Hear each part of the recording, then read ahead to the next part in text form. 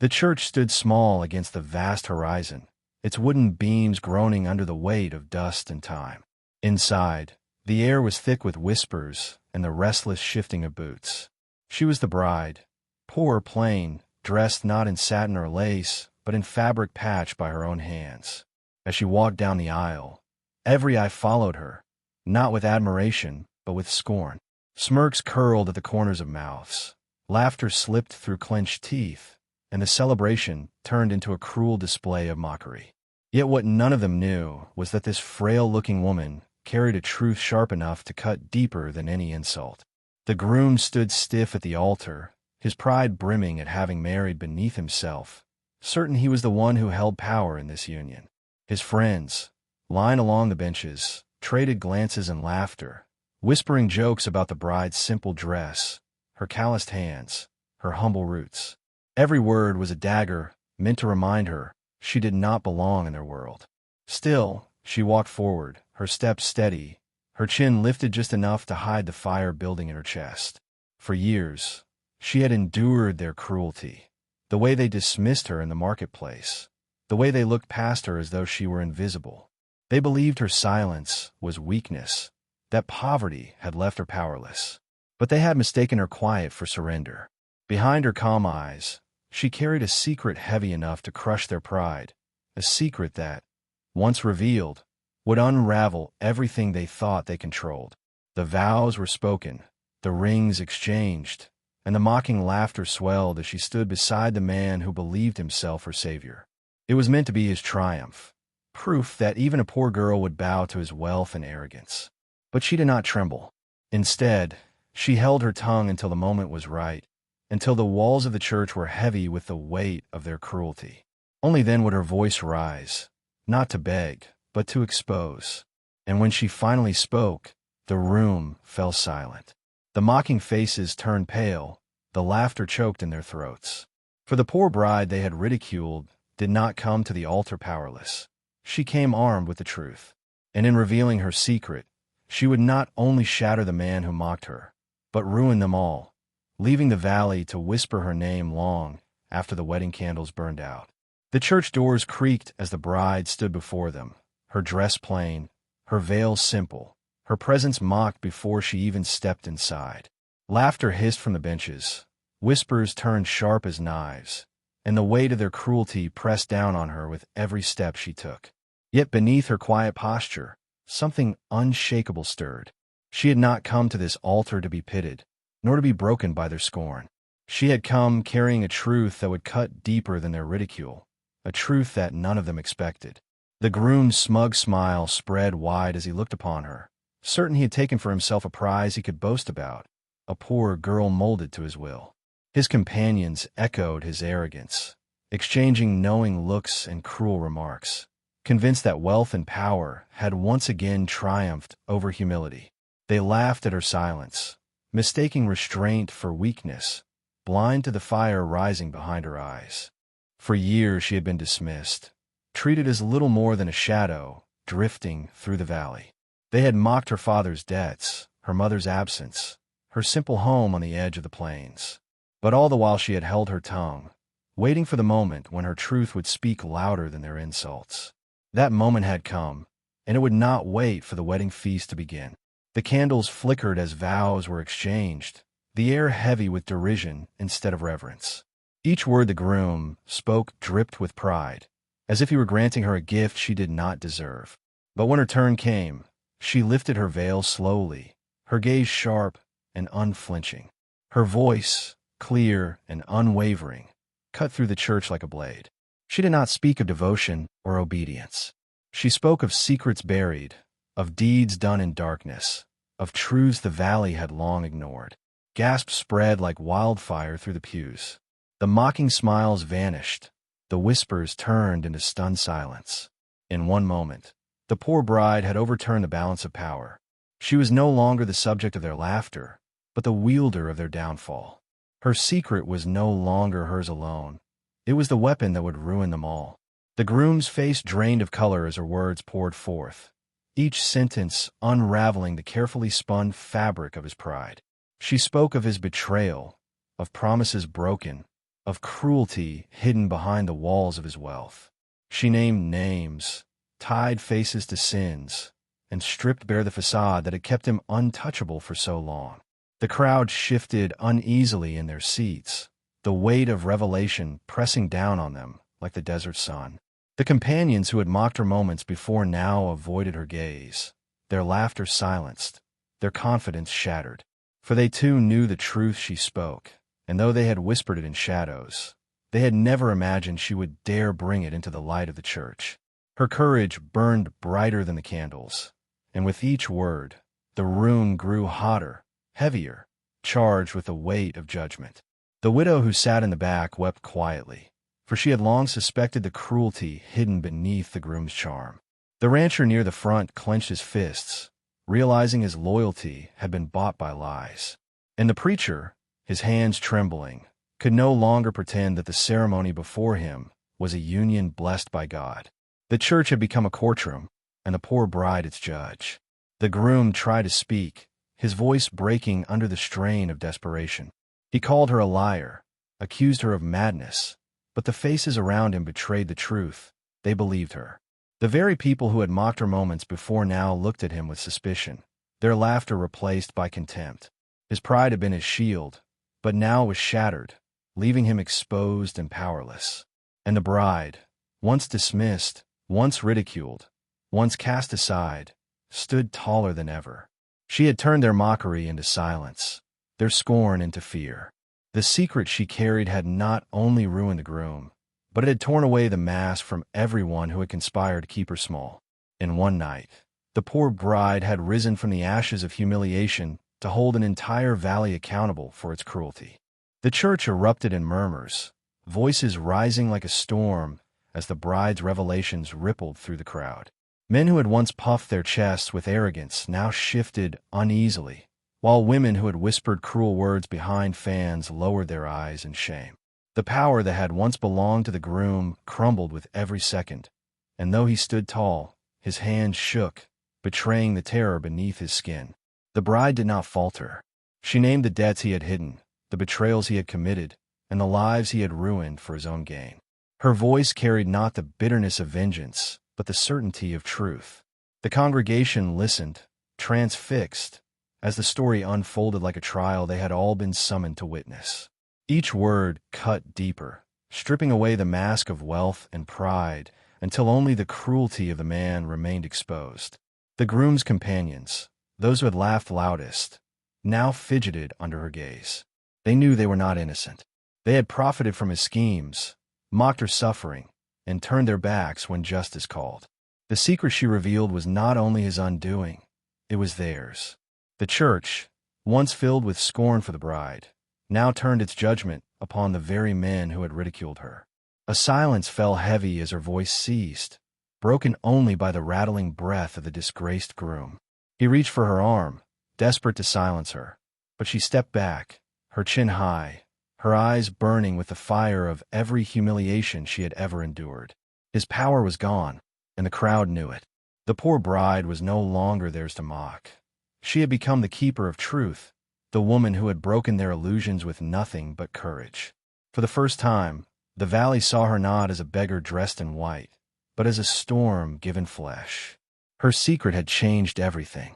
The wedding they had come to mock had turned into a reckoning, one that none of them would forget. And though her future remained uncertain, one thing was clear. She would never again walk with her head bowed, for she had claimed a strength no cruelty could take away. The preacher, shaken to his core, closed the book of vows with trembling hands. The ceremony could not continue. The union had been shattered by truth before it was sealed. He looked at the bride with reverence, as though she had spoken not merely her own words, but the judgment of heaven itself. The congregation, once quick to mock, now sat in stunned silence, their pride crushed by the force of revelation. The groom, his face pale with fury, tried once more to rally his strength. He accused her of lies, demanded that the townsfolk defend his honor. But no one rose to his side. Those who had once flattered him now turned away, unwilling to share in his disgrace. His wealth had bought him loyalty, but it could not buy him redemption. The poor bride, with nothing but truth in her heart, had undone him completely. Outside, word spread swiftly. By the time the couple left the church, the streets were already alive with whispers. The story of the poor bride who had shamed the proud rancher at his own wedding spread like wildfire, carried from lips to ears until the entire town seemed to breathe it. No longer mocked, she walked through the crowd with her head held high, her veil fluttering in the wind like a banner of victory. The groom stumbled behind her, his shoulders slumped, his pride bleeding from every pore.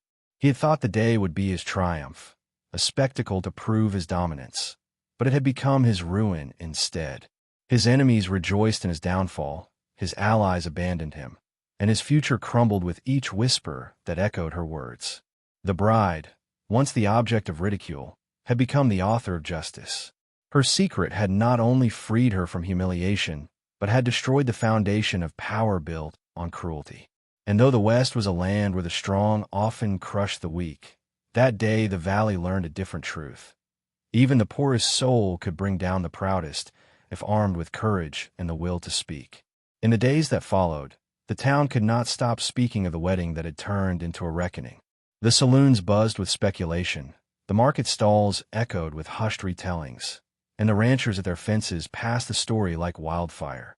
The poor bride had become the center of every conversation, not as a figure of pity, but as a woman who had dared to do what no one else had the courage to attempt, expose the truth in front of all.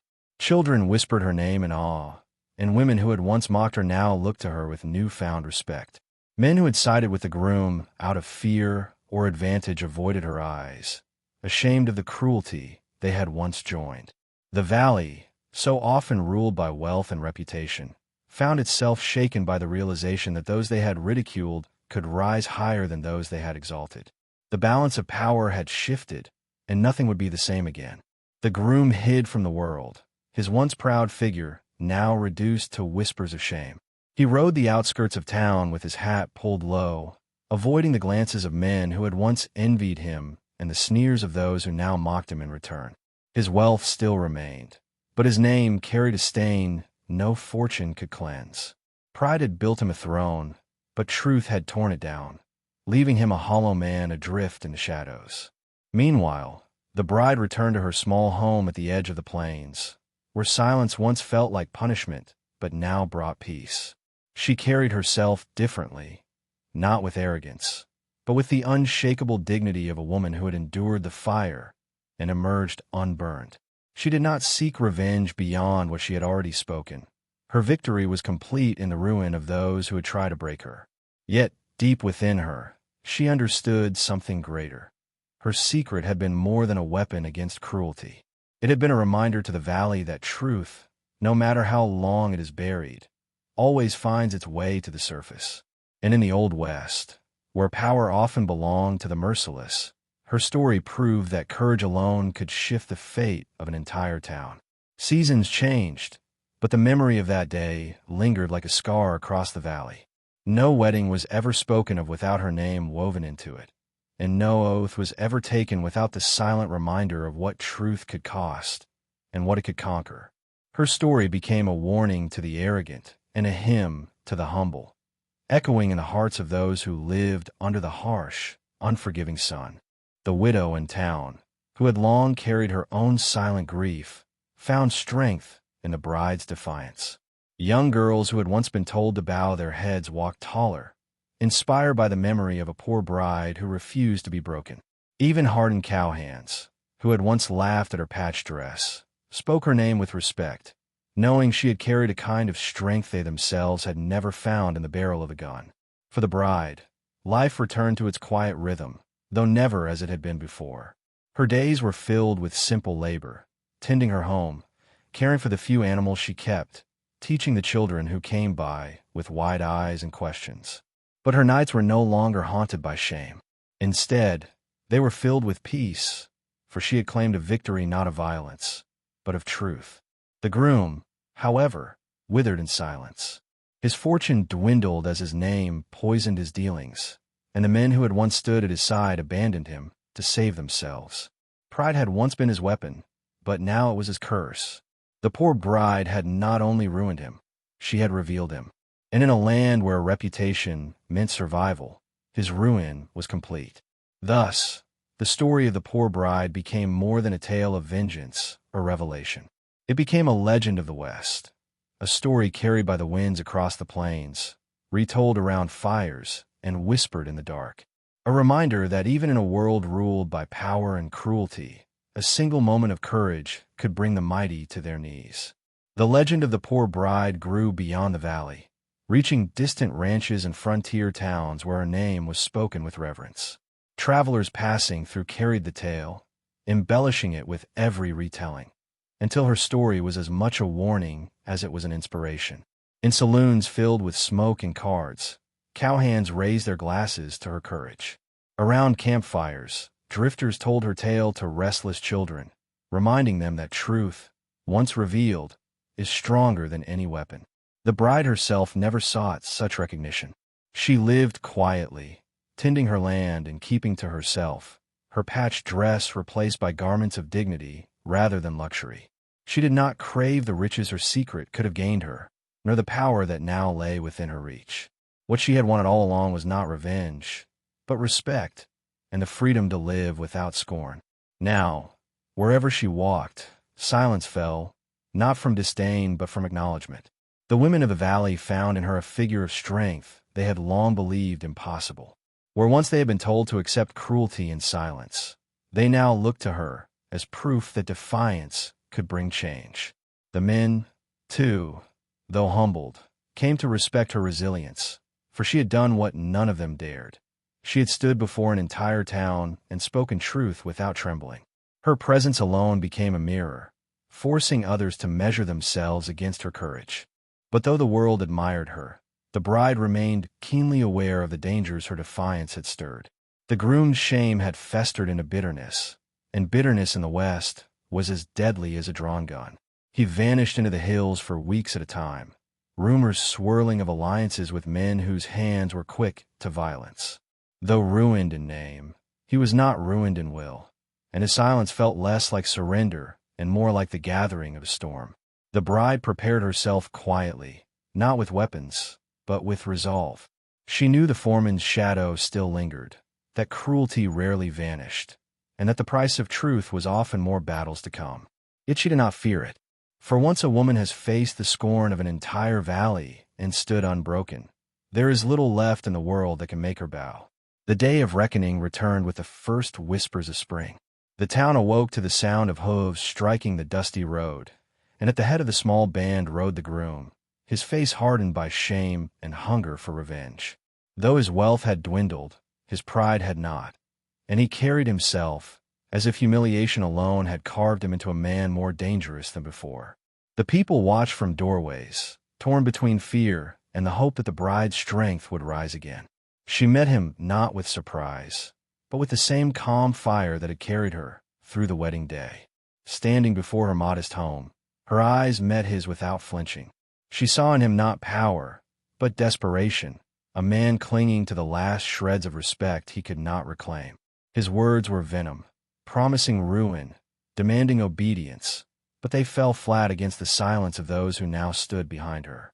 The ranch hands, the widows, even the preacher gathered at her side, their loyalty no longer for sale. They had seen her turn scorn into silence, mockery into fear, and they would not allow her to face this reckoning alone.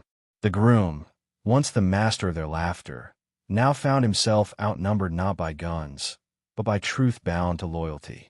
His threats echoed in the open air, but no one trembled. For a long moment, the valley held its breath. The poor bride stood unarmed, her chin lifted, her presence unwavering. She did not need steel to face him. Her defiance was weapon enough. And as the groom's pride buckled beneath the weight of her silence and the crowd's rejection, he realized his battle was already lost. No secret could be hidden, no power reclaimed, no laughter restored. He turned his horse with bitterness burning in his eyes, retreating into the dust of the plains. The valley exhaled, the storm passed, and once again the poor bride had proven that true strength lies not in the hand that draws a weapon, but in the heart that refuses to bend. Her legend was sealed, not in blood, but in resilience, a reminder that even in the unforgiving West, truth could shatter the proud and lift the humble beyond mockery. The months that followed brought a rare calm to the valley. Where there had once been whispers of shame, now there were stories of reverence. The bride, once ridiculed for her poverty, became a figure of quiet authority. She did not demand respect. She simply carried herself with the dignity of one who had faced the worst of cruelty and emerged stronger. Even the children in the schoolhouse repeated her tale in awe, their eyes wide as they imagined the day she had silenced an entire church with nothing but truth. The former groom's shadow lingered in distant canyons, but the valley no longer trembled at his name. His downfall had been too public, too complete. He had lost not only wealth and reputation, but also the loyalty of the men who once stood behind him. Whenever he rode near town, doors shut, and voices hushed, not in deference, but in dismissal. He had become a ghost, unwanted and forgotten, while the bride's presence grew only more enduring. The bride, though, did not bask in glory. She spent her days tending her land, caring for the small things that gave her peace. The garden she had planted, the animals that roamed her fields, the quiet evenings watching the horizon blaze with sunset. For her, victory was not in the ruin of others, but in the freedom to live without fear of mockery. That was her truest triumph, reclaiming her voice and her place in a world that had once sought to silence her. Yet she remained vigilant. She knew the West was unforgiving, that bitterness could always return in the dead of night. But she no longer carried fear as a burden. She wore it as armor, a reminder of what she had endured. Each glance toward the hills was not filled with dread, but with certainty. Whatever storms might rise again, she had already proven she could weather them. And so, the valley learned a lasting lesson.